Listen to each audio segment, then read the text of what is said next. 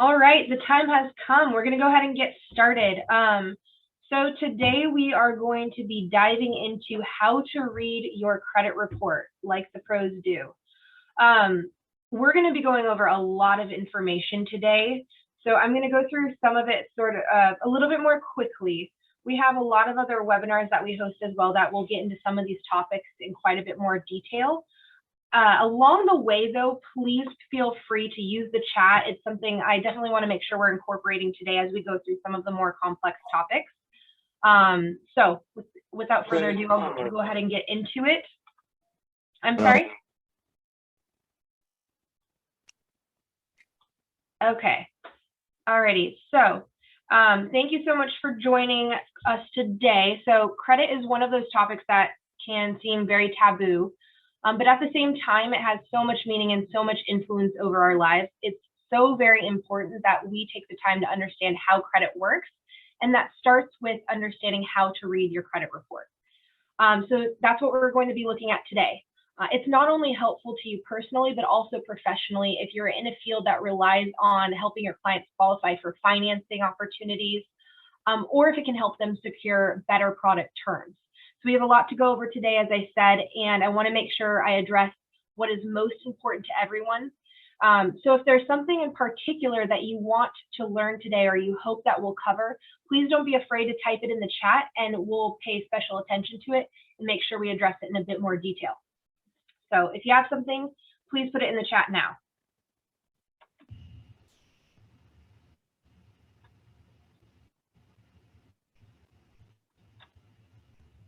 All right. Now, before we dive into the details of our topic, I will go ahead and introduce myself.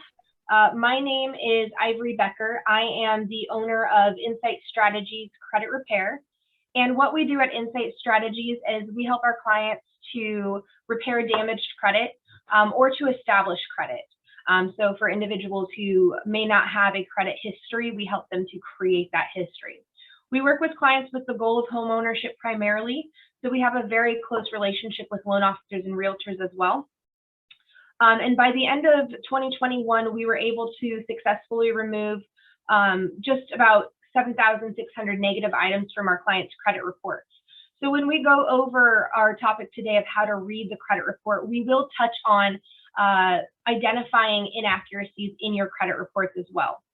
And our goal at Insight Strategies is not just to help repair credit, but also to create the ability to pave that path for financial freedom through a strong educational focus. So we host a lot of these types of webinars. We have a lot of video content out there on the internet as well that you can access if you're looking to learn more about credit. So why it's imperative to know how to read your credit report. To buy a house, a car, qualify for credit cards, your credit score determines your ability to do all of those things. It's important to also be able to read your credit report because it's a good way to spot identity theft.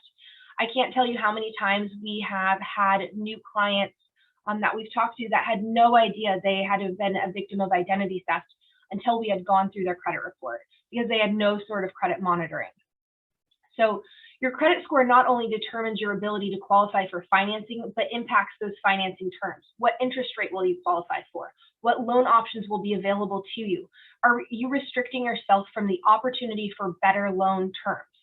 If you don't qualify for the strongest loan terms, you may be paying even more in interest, and you could even have higher payments. That's something to consider. And this means you also have less money to save on a month-to-month basis. So a good credit score could be the difference from you living paycheck to paycheck or being able to save and eventually create that financial security for your future. Without strong credit, you may be limiting your future wealth potential as well, and the ability to pass on wealth to the next generation. And what I really mean by that is if you have strong credit, you have the ability to take out a loan for a house or for a business. You have the ability to save and create a down payment towards those types of goals. You have the ability to save funds to put your children through college. All of these steps can be the foundation of creating a strong financial future by leveraging that report card known as our credit report. And as I say here, our credit report is really our adult report card. right? It's that letter grade, in this case, number grade, that follows us around throughout adulthood and directs what we are able or not able to do. So if something is wrong on your report, there's not a regulatory body that's reviewing your individual report. It's up to you to find these errors and to do something about it by fixing it yourself, or hiring a professional like us to fix it on your behalf. By understanding how to read your credit report, you can also learn what the possibilities are for improving your credit and getting to that end goal of that perfect credit score. So we're starting with the basics today of understanding how to identify what's going on with your credit report, whether that is something that's helping your report or negatively impacting your credit score. So you are your own auditor, and that's really what I was referencing when I was mentioning that if something's wrong with your report, it's up to you. There's nobody that's going in and making sure that the information is correct on your credit report except for you. So it's really important that we understand the basics. And unfortunately, it's not something that we're taught in school. It's not something that most people understand or know how to deal with. So if you're a person who really feels like they're just starting from scratch in their understandings with credit, that's okay. Most people are. You're not alone. And just for those of you who have recently joined, throughout the presentation, feel free to use the chat. If there's anything in particular you want to make sure that we focus on today, please go ahead and type it in the chat, and feel free to ask questions in the chat throughout the presentation as well. So what does a credit report look like? So we're going to start by diving into the different sections that make up your credit report.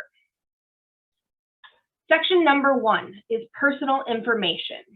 And personal information is your name, any aliases. So let's say your name is Melissa, but you go by Missy. If that's an alias of yours, that you may see that on your credit report. It's not uncommon. Or if you're Benjamin, but you go by Ben, it's not uncommon to see these aliases on your report.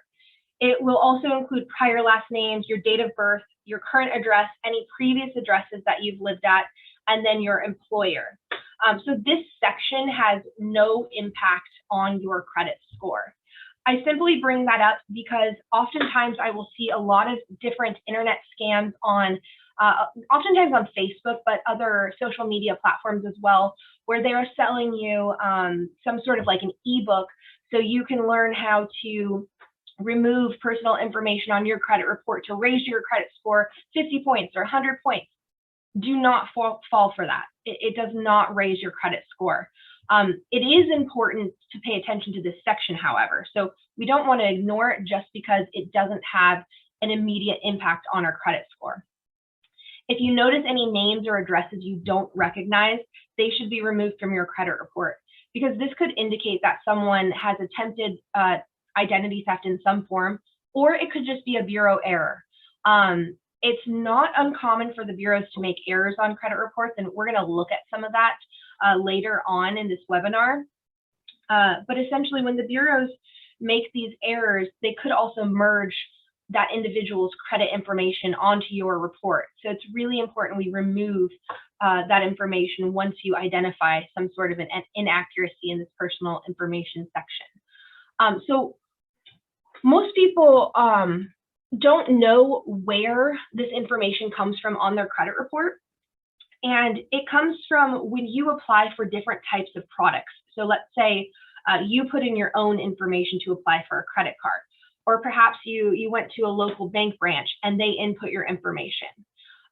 If they've input your name incorrectly spelled, or they've incorrectly input your address, you could see misspellings of your name or incorrect addresses on your report from that as well. So some of it is human error that just feeds directly to the credit bureaus from loan applications that you've completed at one point. And then other than that, with personal information, you'll see things like employer information. The employer information is not always up to date. So you may see some older employer information, but it is important, again, to make sure that this information is all accurate when it comes to your credit report, because it's going to determine what is going to feed onto your credit report, right? The correct name, correct date of birth, correct address is going to be identification factors to determine what should flow from a data furnisher, like a creditor or your loans, anything else on your credit report. So that's personal information. Now what I want to dive into, now that we've talked about this personal information section, is some examples of credit reports. So it's important to know that each credit report contains the same types of information, but it can be laid out differently.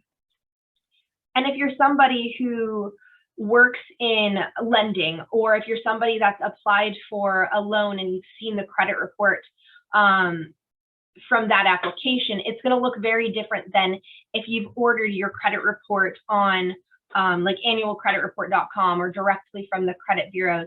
Similarly, if you use some sort of a credit monitoring service, your credit report is going to look differently on there as well. But all of the information within the report itself is the same, and it's separated out into these same sections, right? So you'll have that personal information as one section. So I wanted to illustrate how it can look differently. So here's an example of one credit report. We see the names, and this isn't a real credit report, as you see test consumer, tester consumer, right? So there's variations of names.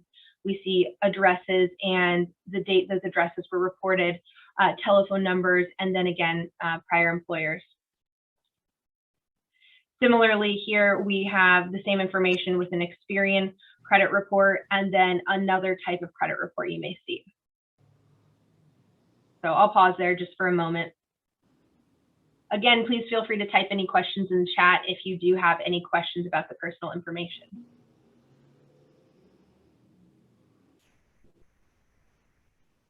And next, this will be a similar look to anyone who has credit monitoring. Many credit monitoring services are structured in this manner, where you see the three bureaus side by side. So you'll see TransUnion, Experian, and Equifax here. This is all blurred out for privacy, but I wanted to show what a credit report would look like through credit monitoring versus you ordering your credit report and receiving something in the mail from the bureaus. So this is an example of what that may look like. So side-by-side layout of the three bureaus information. Okay, let's move on. So now after the personal information section, that's when we're going to get into some of the, I guess I would call it the summary section of your credit report. So in this section, we're going to be looking at a high-level overview of the information on your credit report. So we're going to start off with looking at your FICO score. So your FICO score is going to be towards the top of your credit report. And you'll see a different score for each bureau. And down here I have these arrows pointing to how you likely have different scores for each bureau. And that's because the information on your credit report, or the accounts, excuse me, to be more clear, that are reported for each bureau may vary. A creditor, a collection company, any type of item you may see on your credit report does not have to report to all three credit bureaus. Any sort of a creditor or debtor is paying the credit bureaus to report information. So they may choose to only pay one bureau, or they may choose to pay all three bureaus. Some creditors don't even report to the bureaus because they don't want to pay for it at all. Nowadays, most do, but where you tend to see less reporting is going to be with collection companies. Oftentimes, they only pay to report to one or two bureaus, just so they can have that leverage of having some credit reporting to try to get you to pay. But with most creditors, you will see all three bureaus with things like credit cards, auto loans, mortgages, personal loans. So they have a lender risk section on your credit report where they will essentially give you the different credit score bands that each of your scores fall into. And those credit bands may also vary. You could have a good credit score on one bureau and a fair credit score on another bureau. Perhaps you have quite a bit more accounts with positive history reporting, in this case on Equifax, than you do on TransUnion. Or perhaps you have a collection on TransUnion that's reporting on TransUnion but not on Equifax, or perhaps on TransUnion and Experian but not on Equifax. So these are quite similar. So that is the FICO Score section, pretty straightforward at this point. And then right under your FICO Score, sometimes at the bottom of the report, you will see a section that labels the risk factors. And they will have this section for each bureau. So this is really your key. So it helps to explain what is negatively impacting your credit score. So again, these factors may not be the same across each credit bureau, just based on the information that is reporting on each specific bureau. So in this case, for this example, it'll say recent missed payments, short revolving history, negative items. So negative items could mean anything like a collection, and it'll say it right here, right? Any sort of missed payments, derogatory accounts, public records, collections on your credit report. Short revolving history. Perhaps there's some newly opened credit cards that don't have a lot of longevity. Recent missed payments is typically a new late payment within the last 2 years. So any sort of a 30-day late payment, 60-day, 90-day, or more showing on the credit report. On Experian, we see one more here showing high credit usage. So this could mean there's a credit card that's showing a high balance on that credit report.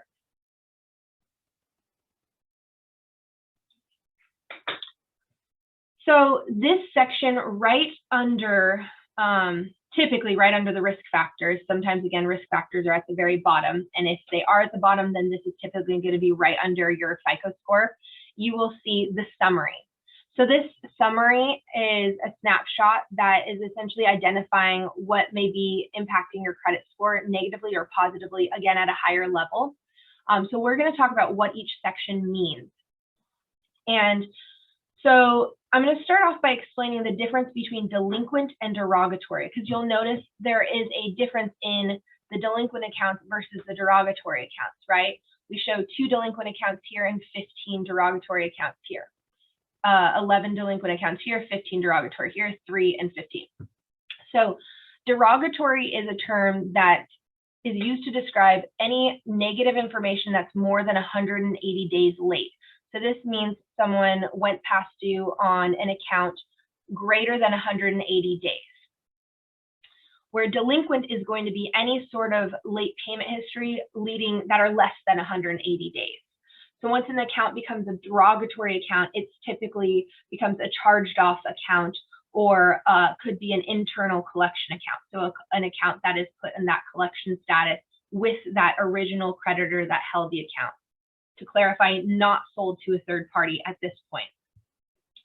A derogatory account could also, just to be, hopefully I'm not making things too confusing, but a derogatory account is an account that, again, could be a charge-off, could be a third-party collection account, could be any account, again, that's with the original creditor over 180 days past due, could be a bankruptcy account. So by a bankruptcy account, what I mean is, let's say you filed for bankruptcy and you included certain debts like an auto loan or credit cards within that bankruptcy. Those accounts that were included within the bankruptcy would be considered derogatory accounts. Now, derogatory accounts have a heavier negative impact on the credit score than just delinquent accounts do, because they are a more severe type of delinquency to where they get that status of derogatory. So collection accounts, pretty straightforward. That's how many accounts are in collections or are a collection account. And we're going to be looking at examples of what that derogatory account looks like and what that collection account looks like on the credit report in a little bit as well. Balances. So balances is going to be basically every account that you have that carries a balance added up on your credit report. So the total. Payments are going to be the total payments that you have reporting per bureau for the account totals. So all of your monthly payments added together. Public records is going to be a bankruptcy. So at this point with credit reporting, the only type of public record that now reports on credit is a bankruptcy. So anytime you see a public record section not being 0, if it has a 1 or a 2, that means either 1 bankruptcy or 2 bankruptcies within the history of the credit report. Now, most bankruptcies will stay on the credit report for 10 years. Special mention there. It's not like other negative history, which stays in the credit report for a lesser time period. Now, this last section here is inquiries. So those are any applications for credit or debt. These inquiries are, in some reporting, they'll show you both soft and hard inquiries, and then they may separate out the soft inquiries versus the hard inquiries. Okay, so hopefully we all have a decent understanding of this section. If anyone has any questions, please go ahead and type them in the chat, and I'll be happy to address them.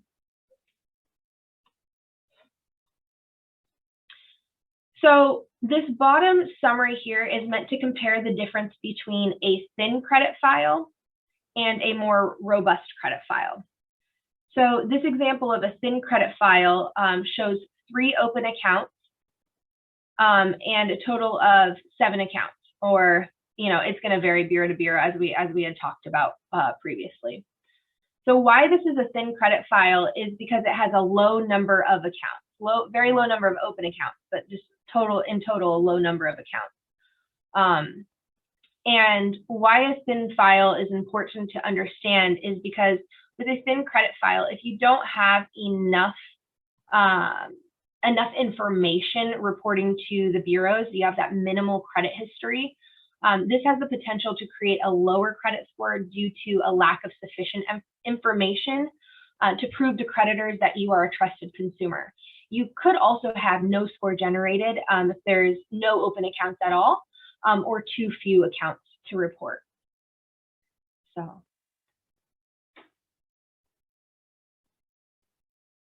So when it comes to, we have a question of, do clients see the same derogatory or delinquent information on their Credit Karma reports?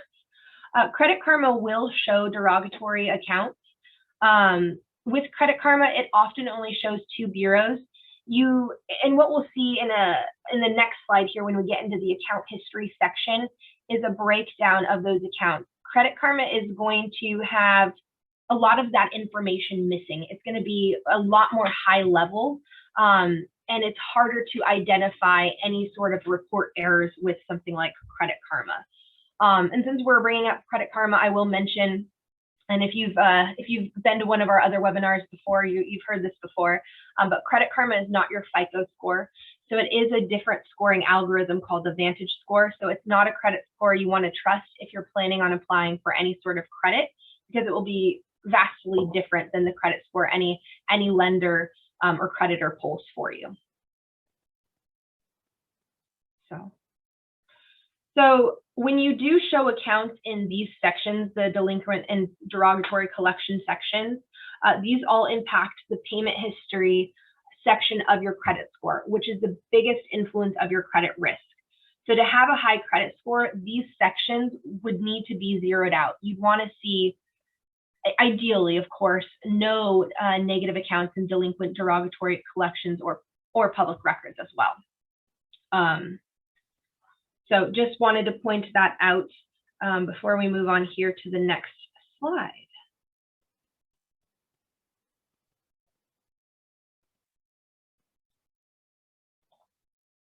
All right, so now account history. So this is the third section of your credit report and the one we're going to be spending the most time on. So in some credit reports, the account history may be broken into categories of open accounts and closed accounts. Other credit reports break them into categories of positive accounts and negative accounts. And some reports don't distinguish the two and show all of the accounts mixed in one section. So it's important to be able to really break down all of the information that you see, because it can be quite overwhelming at first if you're not sure what you are looking at.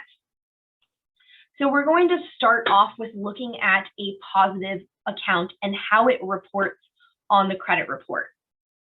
So we're going to start by, I want to break this down. So we're again seeing 3 bureaus. So I'm going to focus for this conversation just on the bureau closest to the left, TransUnion. And we're going to start here with the account type. So this account type section is going to say exactly as it sounds, the type of account, whether installment, which really just means it's a loan. It may say revolving, it could say line of credit, it could say auto loan, recreational vehicle loan, and sometimes the account detail, it will say installment, and then like you see here on Experian, auto loan underneath to further identify the type of installment debt. Let's see where we want to go next. Account status.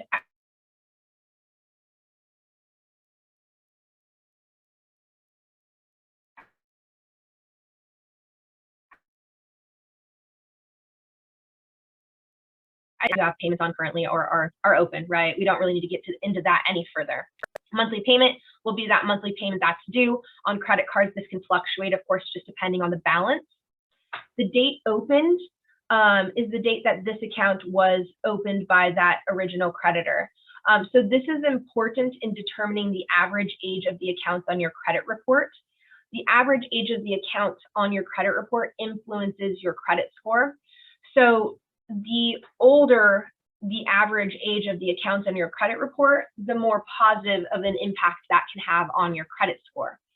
So if you are someone where most of your accounts are very recent, that category may be slightly adversely impacting your credit score. So let's look next at balance. So balance is going to be exactly as it sounds, the balance of this debt based on when the information was last reported to the credit bureaus. So this is important in that most creditors only send information to the bureaus once per month. So if you're someone that's making multiple payments throughout a month on your credit report, whatever your balance is on the date that that creditor is reporting the information is going to be what's reflected on your credit report. So each month, once a month, that balance is going to be updated. So this is really important for someone who may be applying for credit and has several credit cards that they, let's say they utilize the full, a large amount, let's say, of their credit limit on a monthly basis. If you are doing that and the date that that information is sent from your creditor to the bureaus happens to be a date where you have a high balance, your score may temporarily suffer just because it's going to show a higher utilization ratio. So it's going to look like you use a lot of the credit that's extended to you, which can adversely impact your credit score. Okay. So the date reported is the date that that creditor sent information to the bureau. So exactly what I was talking about. This date sometimes is not exactly the same. Sometimes Equifax, notably, may have a different date where their information is updated, but that could cause some of, this is something to pay attention to if you're trying to time things when it comes to your credit report. The date last active. So down here, date last active, this bottom section of dates here. That date is representing when any sort of a change happened on this account, whether that be a payment, a balance change, when the account was reported as paid in full. This becomes more important if you have any sort of negative information on your credit report.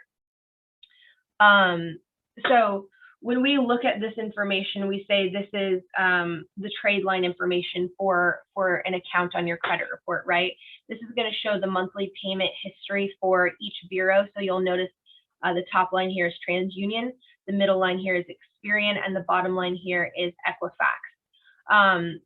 The reports are going to show information either for 2 years or 7 to 10 years, depending on where you're getting your credit report from when it comes to this payment history. Anything green is a good payment, right? Green is good most traditionally when we're looking at things. If you see any other colors, as you get more severe, they will turn red, and that will be a more severe delinquency. They also will have the delinquency days past due noted within each section instead of saying this okay, like it does here in green. Credit cards, if you are somebody who is not using your credit cards, let's say they have a zero balance, even if you have a zero balance, you will see each month a green okay or just an okay depending on the report you're looking at.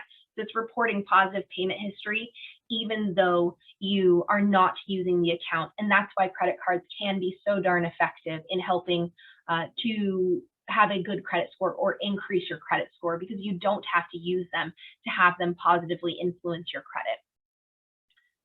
So the information across the bureaus themselves should all be consistent, right? We see $229 a month for this monthly payment, and it's exactly the same across each bureau. The balance is the same across each bureau. The date the information is reported, again, that sometimes can vary. That one's not as important. But when you have certain inconsistencies on derogatory accounts or negative accounts in your credit report, it's really important to pay attention to those inconsistencies and understand what inconsistencies can be utilized in removing negative information from your credit report or removing an account in its entirety. And that is a part of what credit repair is being able to understand exactly what you can use that the bureaus have done wrong or that the creditors have incorrectly sent information to the bureaus on. So that way you can get the results that you want in removing potentially negative information on your report. So this is a positive report, and next we're going to look at some negative accounts and how they differ in reporting from positive accounts. Again, if you have any questions here before I move on, please feel free to type those in the chat and we can address those.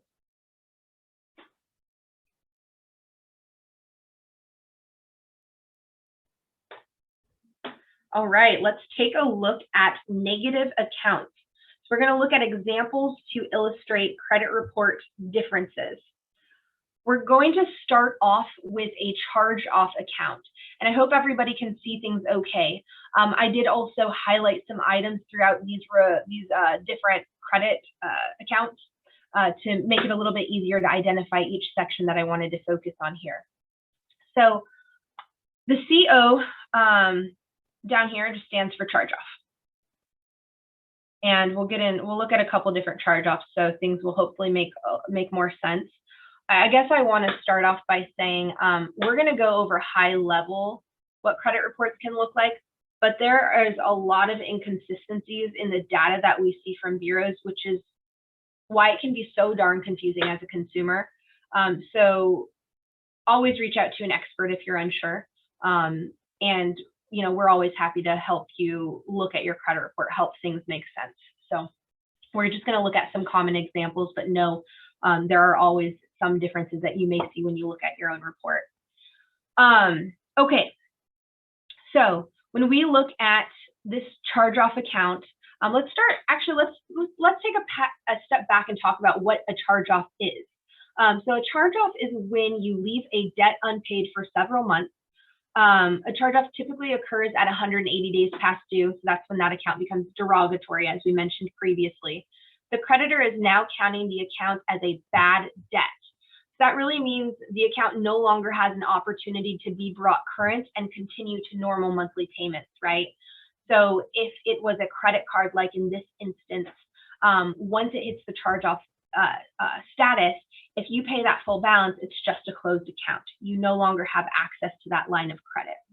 If it's an installment loan, now that full balance is due, and once paid, the account's just a closed charge-off. When this occurs, when the charge-off occurs, the monthly payment becomes zero, as we see highlighted here, or it could just be null, right? There's no longer a monthly payment due because this account is now in that derogatory status. So the balance itself could continue to grow due to interest and other fees that have either accumulated prior to the charge-off or after the charge-off. This is going to especially be true with something like an auto loan. And we're not going to look at a repossession example in today's webinar, simply because there are so many nuances with repossessions that in and of itself could be its own topic for a webinar. But in this case, you may notice that the credit limit on this account was originally $750.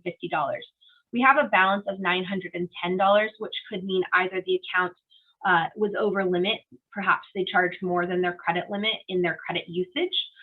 It could be additional fees, like late fees, or interest, like I had previously mentioned. And a charge-off has a more severe negative impact on your credit score than just late payments. One of the more important things to know about the charge-off account is your original delinquency date is used to determine when negative information like late payments are deleted off of your credit report. So what in the world does that mean?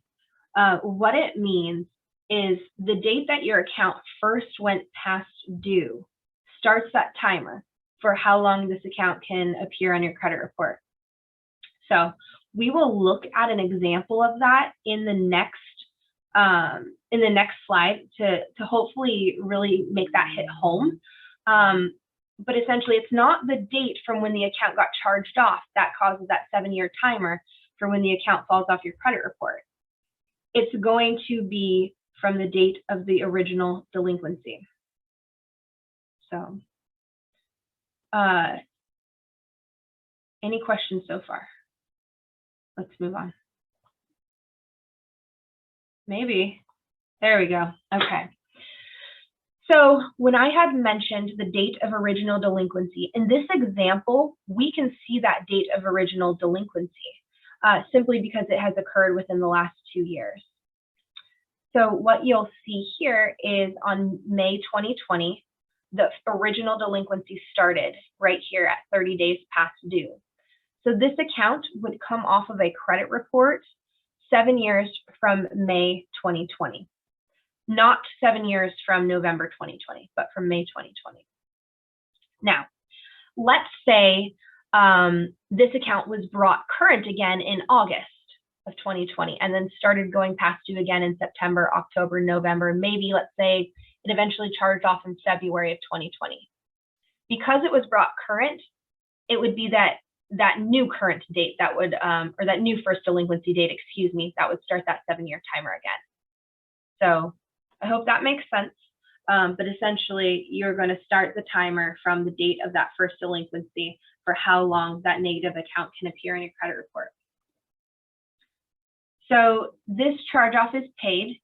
So instead of like the last charge-off where we have a balance showing of this $910, we now have a balance of 0.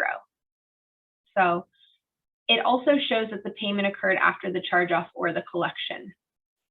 Oh, and I think I apologize. I did neglect to mention here, payment status is where you can see if the account was charged off.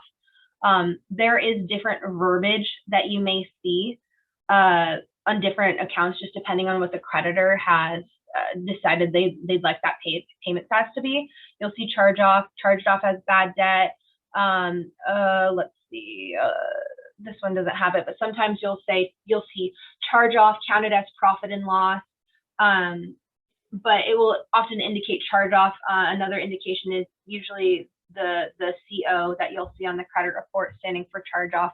But I will say sometimes you see the CO used when it shouldn't be. So it's best to look at this payment status section to identify what type of account you are working with. And when you look at all three, sometimes that helps put the puzzle pieces together if it's a little bit unclear on one. Like this one says payment after charge off or collection, right? It's probably a general template that creditor just uses and punches in there. So oftentimes when a payment is made, you will see comments as well that may say settled or paid in full. Essentially, whether you settle on a charged off account or you paid in full, the balance is going to reflect as 0 at that point. Something important, I do believe that is important to understand, is that when you do settle or pay a charge-off account after it is charged off, it will not affect that 7-year time frame, because that payment isn't bringing the account current again, right? The account's already been considered a bad debt. It's already derogatory at this point. So you're not going to reset that 7-year timer by making a payment on the charge-off. So I do want to bring that up. A paid charge-off can also have some positive impact on your credit score, not as much as if that account didn't exist in the first place, but it can have some positive impact on your credit score. Let's see. I believe that I covered everything here on charge-offs. So we'll go ahead and we will move on to another type of negative account. So collection accounts. Collection accounts can appear on the credit report in a myriad of different ways. We see a lot of bureau reporting errors when it comes to collections, a lot. Some of the things that I will point out to you is when you're, oh, let me get my pointer here. Oh, it's not working. There we go. Okay. So when you have a collection account, one of the easier identifiers of whether it's a collection is to look at the name of the creditor. In some cases, it's, you know, in this type of service that's used, it's up here in the top. It's in different places on the report, but it'll be in that section somewhere when you're looking at the account section. It will often say the collection company name, and then it will say the original creditor's name right after that. That is a dead giveaway that it's a collection, because you have somebody else collecting on behalf of that original creditor. With medical collections, you may see something that just says medical collection. It may not tell you anything else. That is not okay. Just put it quite plainly. You have the right as a consumer to know exactly where the debt came from and who's trying to collect on it. So it is supposed to show that information on your credit report to be compliant with the Fair Credit Reporting Act. Another way to identify the collection is oftentimes it will just say collection, or it will say placed for collection down here in the comments, or the payment status right here, seriously past due, assigned to attorney, collection agency, or credit grantor, blah, blah, blah, blah, blah. So there are a couple different sections. You kind of just need to dig around and look and see, you know, put two and two together, put it together, those puzzle pieces. Do we see original creditor and a new company, plus see a couple places where it says collection. So what's important to know is when you do have a collection, there should be absolutely no monthly payment showing. Monthly payment should always be 0. Another important thing to be aware of is essentially with a collection, you want that balance, that showing to be consistent across the 3 credit bureaus as well. And I suppose I'll bring up this example really quickly as well. You may notice here that it's not reporting on TransUnion or Equifax. In this case, that collection agency could have chosen to report only to Experian and not the other 2 bureaus, where this agency may have chosen to report to all 3. Oh, I know another important fact I did want to make sure you are aware of. We talked about how a negative account can appear on your report for 7 years. So when we look at the open date here on this collection, this example says 5/31/2017. The date opened on a collection is not the date of the original delinquency. This is going to represent the date of when the collection company obtained that debt. That means that just because we see this was opened in 5/2017, May of 2017, it doesn't mean that this is now going to stay on the credit report for 7 years from this date. No, no. It is 7 years from when that account went delinquent at the prior creditor. So I think that that's a pretty important factor that I don't think is common knowledge. And every time this debt changes hands, that new collection may have a new date, meaning let's say this collection company sold it to a different collection company. That date would then update based on when that collection company purchased it. But that doesn't reset the 7-year timer. So then we get the question often, and so I like to bring this up in most webinars, should you pay the collection once you see it on your report? So if you pay the collection, what will happen is this balance will update to 0, and it may perhaps say in the payment status or in common status a paid collection. Oftentimes you'll just see the word paid. Unfortunately, that paid collection isn't going to help your credit score. In fact, the paid collection will have no positive increase on the score with pretty much every FICO version that's used by any creditor or lender today. It's especially true with mortgage loans, which do use older versions of FICO. So the only way to see a positive impact from a collection is to get it removed from your report. Unfortunately, that's just the only way. And there are many cases. Something else that I do want you to be aware of, because there's a lot of bad behavior that's conducted by collection agencies. There are many cases where consumers have seen collection accounts that are suddenly being updated as new accounts, even if they are several years old, right? Maybe they see this open date updated at some point, and it didn't get sold. It's with the same agency. So this is usually when a collection company is practicing re-aging the debt. It's illegal to re-age a collection account. And what they're really doing is they're incorrectly changing the date of first delinquency on the back end when they send the information to the credit bureau. And they may be mimicking the date opened now with that original, with their change to that date of first delinquency.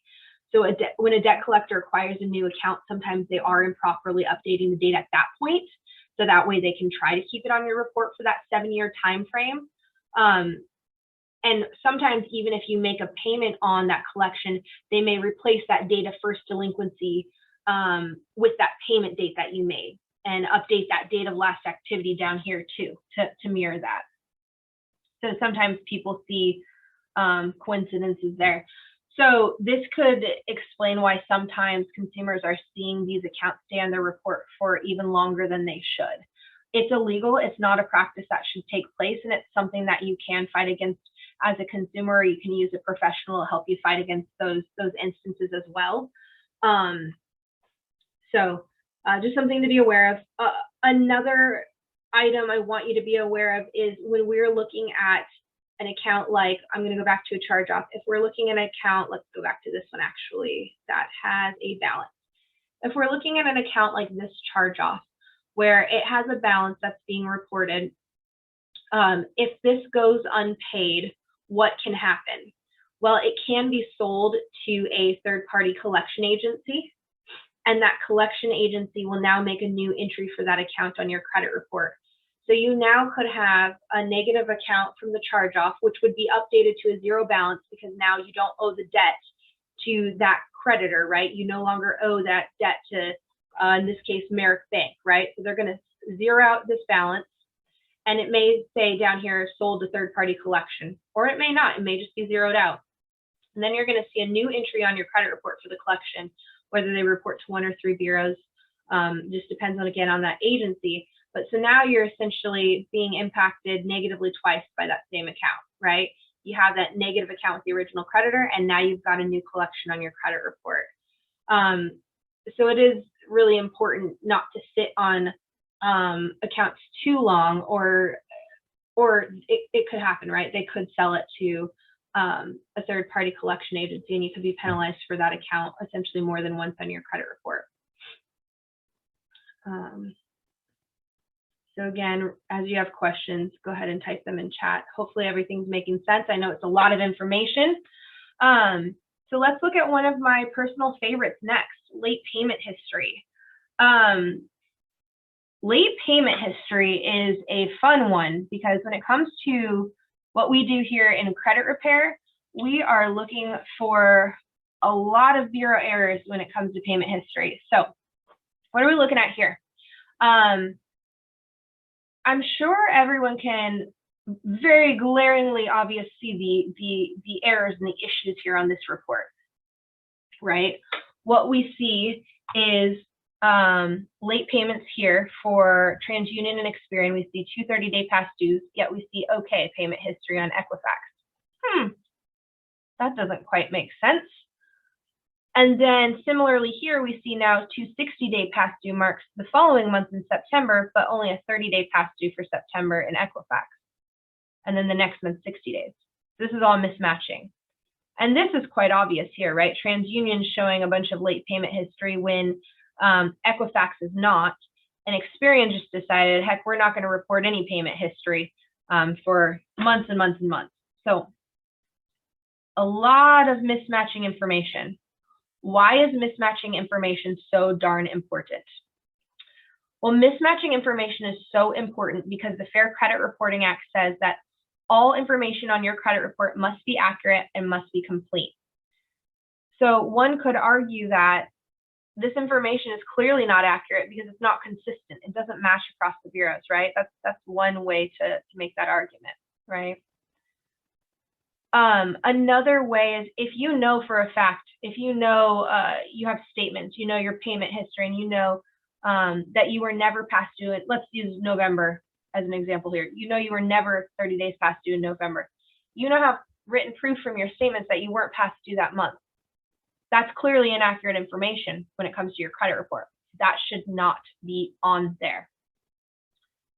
Did you participate in some sort of a deferment or a forbearance? Now, with COVID the last couple of years, we have seen a lot of errors where consumers are being reported past due when they have loan modification documentation or this deferment or forbearance documentation that says they will not be reported past due to the credit bureaus for either not making payments or making modified payments, yet they are still being reported as delinquent. That should not happen. These are all things that you can fight against when it comes to credit reporting. So it's very important to know how to read these sections of your credit report so you know when you're being penalized, when you absolutely should not be. Now, I did fail to mention this earlier, but 70% of credit reports have errors. There's some sort of error on there. It could be minimal, whether it's something like the personal information we talked about, or it could be pretty drastic like this. What if this person only has 3 months of late payments and now they're being penalized for many months more, right? Similarly, when we're looking at things like collection accounts, what if it's a collection that you do not owe? Do you recognize the debt? Does this balance make sense? If it's a medical debt, is it something that you already paid for? It's really important to be able to identify these types of errors and stay on top of your credit report through some sort of a credit monitoring. So that way you know what's coming onto your report and you're not surprised when you go to apply for financing. Charge-offs are the same as well, right? Is this history leading up to the charge-off accurate? There's been many times where we've seen a 30-day late mark, a 60-day late mark, and then all of a sudden charged off. Well, that doesn't make any sense. There are so many different kinds of errors or inaccuracies that can happen on credit reporting that can allow you to really empower you to be able to remove it from your report. The law says it must be accurate, must be complete. If it's not, and there's a way to either remove the account in its entirety, because maybe that makes the most sense, or a way to adjust the late payment history, then take the opportunity. That's what we do here. So obviously I'm going to be a huge proponent of that, but everybody deserves to be able to start fresh with good credit and not have something follow them, especially if it's not theirs. But for 7 years, even if you did make a mistake and something happened, if there's something you can do about it, I'd say let's definitely do it. Okay, I'm done with my spiel. So let's go ahead and get into it. I want to practice now identifying credit report errors. So I'm going to start off with an easy one, and then I'm going to go into a little bit harder challenges. Okay, so I would like everyone to use the chat. I know it's asking a lot, but if you can use the chat and you can tell me, what do you see, or do you see any sort of an error on this credit report?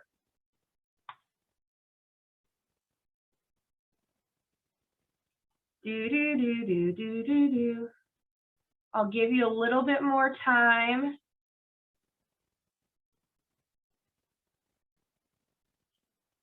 I know we're looking at a lot here.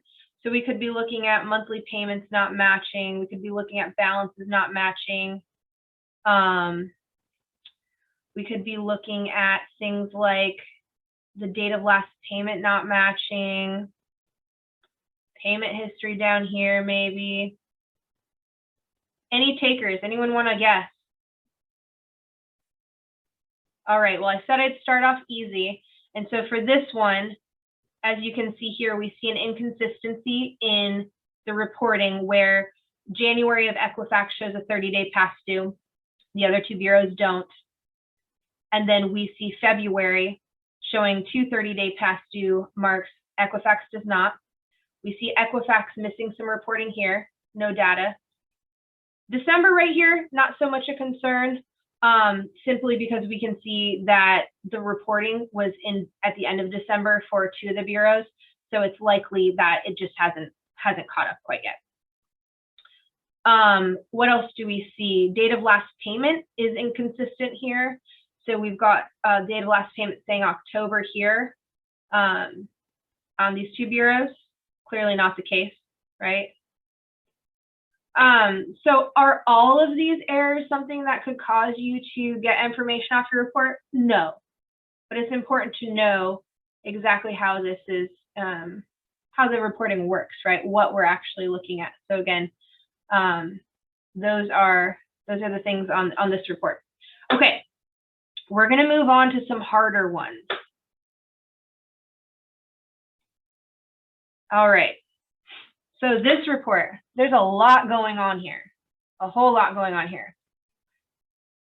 So when we look at this report, what errors do you see?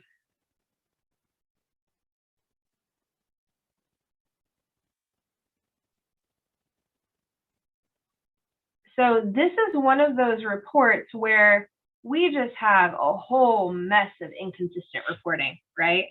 If you're someone who's a loan officer and you get those tri-merge credit reports and all you see is, up to 120 days past due, you don't get the luxury of seeing all this potential errors that could be happening on the credit report. There could be the potential for that, that borrower to have a lot removed from their credit report, or grounds to see if we can get the whole account removed because there's so much inaccuracy that's happening. So obviously we've got a lot of inconsistencies in what's reporting delinquent and the different stages of delinquency as well. I have another question is for you is, when will this account fall off the credit report? A little bit harder of a question, right? So this account was brought current again in November of 2020, apparently just for these 2 bureaus. We've got some bigger issues here with inconsistencies. So in these 2 bureaus case, it would be 7 years from November 2020, right? If this were, let's say, a derogatory charged off account. This account didn't end up getting charged off. It was just paid off. So something you may see is if you have had a history of making quite a few late payments on an account because you were struggling, and then you finally are able to catch that account up and you feel like you got this big win because you caught it up. Sometimes the creditor will close the account. And they do that because of the risk that they deem now from the negative payment history in the past. So you may see them just proactively close the account, or even if you haven't caught it all the way up and paid that balance off, they may restrict that credit limit. And it's likely their credit limit would have been restricted in this case back here before it hit these delinquencies, but the creditors will often close these accounts at this point. Okay. So this is a great example of how bureaus can show so many inconsistencies with accounts, which allows the credit repair process to make such huge strides in a credit report. So, all right, now we've got another one here. So I promised no repossessions, but here I am showing you a repossession. We're not going to get into the details of the repossession, but I thought this was a great illustration of some other errors we might identify on a credit report. So what errors do you see with this account? So we clearly know TransUnion has this account, right? It's not blank. Yet we see nothing reporting on TransUnion. So there's one. There's an easy one I gave you. start off with another one, monthly payment. So remember, we talked about a charge-off. We didn't quite talk about a voluntary surrender, but a charge-off or any type of derogatory account should no longer have a monthly payment showing, right? So this account is showing a monthly payment, and it's a zero balance. Derogatory account with a monthly payment plus a zero balance account with a monthly payment makes no sense. Additionally, with this account, we are seeing that the information down here for when it was last active is inconsistent, right?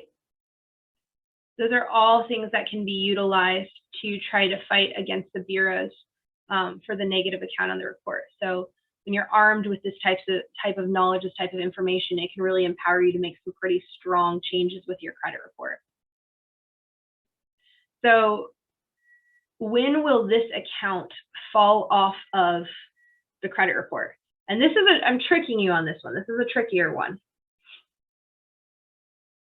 In this case, because it was a voluntary repossession, they gave the vehicle up. It's not following that traditional 30 days, 60 days, 90 days. So it's going to fall off the report a year, my goodness, 7 years after June. So it's not going to start back here. It's going to start here. All right.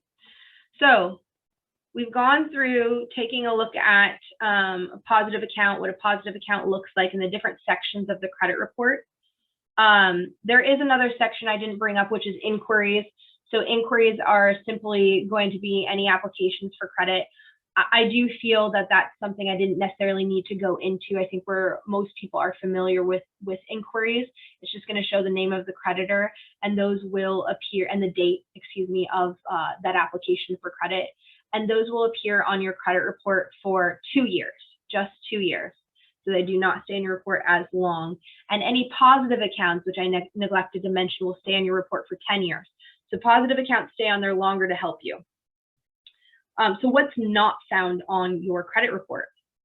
So what is not on your credit report are your income, any investments you have, no judgments or public records, tax liens, none of that's going to show on your credit report except for bankruptcies. And that was a change that took place, I think it was in 2018. Marital status, so whether you're married or not, it's not going to be on your credit report, no criminal records. And credit reports don't automatically come with your credit score. So if you're ordering your credit report on annualcreditreport.com, then you're not going to automatically get your score with that. That is just going to contain your score, your report information. So remember, everything you want is on the other side of your credit score potential. So your credit can always be fixed. The first step is understanding how to read your report and knowing what's possible, what you can do. So now that you've taken the first step by learning the basics of reading your credit report, you can begin to learn more about your consumer rights and how to then rebuild strong credit, how to create more positive information on your report. So if you have the ability to seek help from a professional you trust, this can greatly speed up the process of restoring good credit that you want and the good credit that you deserve. But if you don't, there are still ways to work on rebuilding. And I urge you to attend more of our webinars where we explore those topics in more detail. And if you have questions about your own report, if you don't already work with us, you can feel free to reach out to us and schedule a free consultation, or if you're a professional, we're always happy to partner with you and talk to you to help your clients. So schedule online, or you can give us a call, and our information's here on the screen. With that, I will open it up for any questions.